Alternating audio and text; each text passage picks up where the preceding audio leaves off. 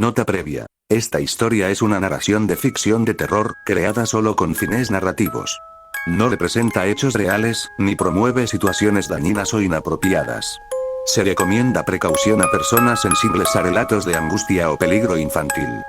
Sin más introducción, empecemos con la creepypasta. Suscríbete. El sol empezaba a teñir de naranja oscuro las copas de los árboles cuando los 5 niños se alejaron del sendero que conocían de memoria.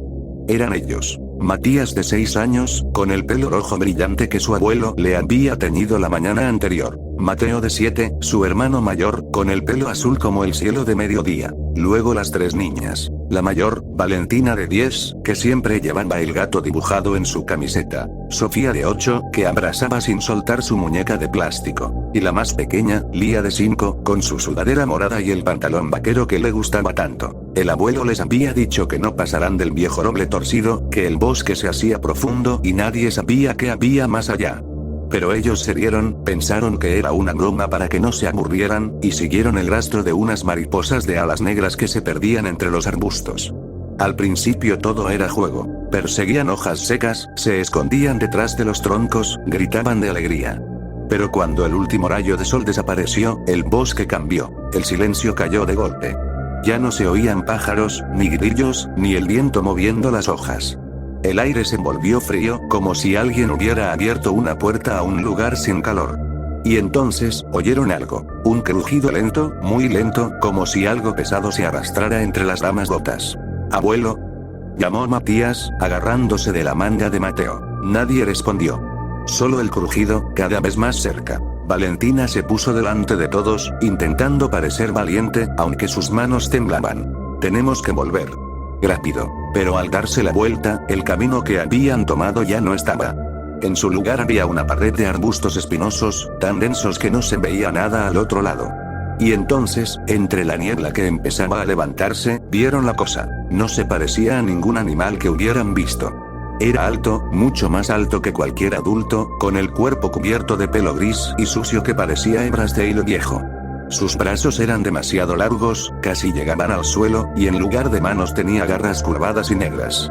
Pero lo peor eran sus ojos. 2 agujeros oscuros, sin brillo, que miraban a cada uno de ellos como si ya supiera qué haría con ellos. Sofía fue la primera en gritar. La criatura se movió con una velocidad extraña, como si no caminara sino se deslizara, y la agarró por el hombro con una sola garra. No le hizo un corte profundo, pero el dolor fue tan fuerte que la niña se dobló, soltando su muñeca. Intentó correr, pero sus piernas no le respondían. La cosa le había tocado la pierna, y se sentía como si el frío se metiera dentro de sus huesos, quemándola por dentro. Cayó al suelo, llorando sin poder respirar, mientras la criatura la miraba en silencio.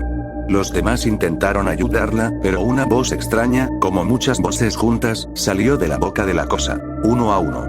Nadie se escapa. Valentina agarró a Lía de la mano y corrieron hacia un lado, pero la criatura se interpuso en su camino. Con un movimiento suave pero firme, empujó a la mayor contra un árbol. Valentina sintió como si el aire se le escapara del pecho. Cada respiración era como tragar cristales rotos. Se deslizó hasta el suelo, con los ojos llenos de lágrimas, viendo cómo la cosa se acercaba a la pequeña. Lía intentó esconderse detrás de ella, pero el miedo la dejó sin voz.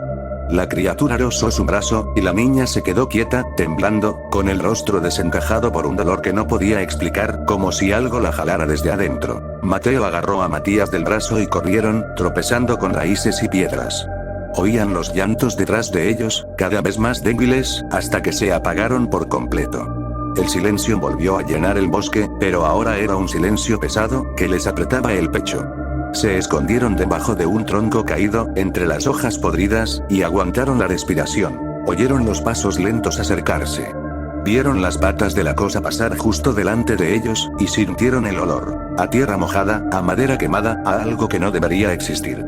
Matías apretó la mano de su hermano con todas sus fuerzas, y Mateo le puso un dedo en los labios para que no hiciera ruido. Pasaron minutos, o quizás horas, no sabían decirlo, porque el tiempo parecía haberse detenido en ese bosque, hasta que el ruido se alejó un poco.